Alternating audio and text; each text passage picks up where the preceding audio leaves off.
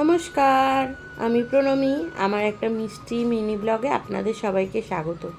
সকালবেলা মাছ আলা এসছে, দেখি কী মাছ এনেছে, চলুন একটু নিয়ে আসি। আর এখনও রান্নাবান্না তো সকালবেলার আমার এখনও সেরে উঠতে পারিনি, তো বড় মেয়ে তো অফিসে বেরোবে। তা এখানটায় দেখি লাইলন টিকার এসছে, অনেক দিন বাদে লাইলন টিকার দেখলাম, তো দুটো নিলাম। এই লাইলন টিকা আবার কর্তাবাবু খায় না, তো এখানটায় কাটা পোনা নিয়েছি কর্তাবাবুর জন্যে। আর উনি মাছগুলো কাটুক, ততক্ষণ আমি ঘরের কিছুটা কাজ সারি। তেলাপিয়া লাইনেটিকা মাছ কাটবে, কাটাপোনা কাটবে। তো এখানটা আমি কিছু ভেন্ডি কেটেছি, ভাজা করে মেয়েকে টিফিনে দেব, অফিসে যাবে। আর আটা মেখে রেখেছি, কিন্তু ও এখন বলছে আর যাবে না। তো ওর জন্য মশলা পোচ করেছিলাম, ও সেটা দিয়ে ভাত খাচ্ছে, ওর মুখটা আর দেখালাম না। তো এইখানটায় কী মাছ নিয়েছি চলুন একবার দেখাই। এই যে চিংড়ি মাছ নিয়েছি 350 মতন, 100 টাকা নিয়েছে। চিংড়িটা খুব ফ্রেশই আছে, যেটুখানি ছিল বললো বৌদি এটুখানি আছে, নিয়ে নাও। তাই বললাম দাও। তো এখানে কাটাপোনা নিয়েছি, কারণ কি কর্তাবু তো লাইলন টিকার মাছ খায় না, ওনার জন্য 2 পিস এই তেলাপিয়া মাছের সাথেই রান্না করে দেবো।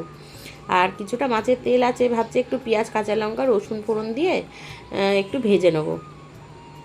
তো মাছ টাছগুলো কেটে ধুয়ে বেছে সব করে নিয়েছি। আর এখানটায় মাছের তরকারিও বসাবো। ভেবেছিলাম গাটি কচু দিয়ে টক করব, কিন্তু কর্তাবাবু বাজার আনতে এত দেরি করেছে, তো আজকে আর টক করলাম না। এটা আলু দিয়ে পেঁয়াজ আদা রসুন, রসুন দিইনি, মানে কাঁচা লঙ্কা, গোটা জিরে, গোটা ধনে, এগুলো সব দিয়ে পেঁয়াজ টমেটো দিয়ে পেস্ট করে একটা মাছের আলু দিয়ে মাখা মাখা তরকারি করব, ওটা দারুণ লাগে। আর এখানে বড় মেয়ে ইস্ট ভিজিয়ে রেখেছে, নিশ্চয়ই কিছু একটা করবে বিকেলবেলা, জানি না সঠিক। তা ভেন্ডি আলুটা ভেজেছিলাম, ও আর তো গেল না অফিসে, ওরমই রেখে দিলাম, রাত তোর বাবা রুটি দিয়ে খেয়ে নেবে। তো এখানে বাজার কিছুটা এনেছে, ভাবলাম একটু উচ্ছে ভাজা করি। আর ভেন্ডি আলু ভাজাটা তো তুলেই রাখলাম, রাতে রুটি করার আছে, এই রান্না বান্না।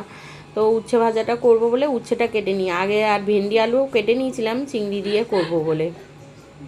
তো এখানে সবজিপাতিগুলো যেগুলো এনেছিল সব সুন্দর করে গুছিয়ে রেখে দিচ্ছি। ফ্রিজটা একটু ধরতে হবে, একটু নোংরা হয়েছে। তা দুপুরবেলা কোনো রান্না বান্না করিনি, সোজা সন্ধ্যাবেলা চলে এসেছি। আর এখানে দেখুন কাবাব বানাবে, একটা মালাই কাবাব বানাবে, একটা হচ্ছে এমনি তন্দুরি কাবাব বানাবে। আর এখানে চিজ বান করছে, তার সাথে পিৎজার বেস করে রেখেছে, পিৎজা সস করছে। তা আমি ওকে বকছি যে তুই আজকে ঘরে থেকে আমাকে 300 টাকা খরচা করালি। বলছে কি, আমি যে এই আইটেম কত কিছু আনলি, 300 টাকা খরচা হয়েছে জানেন।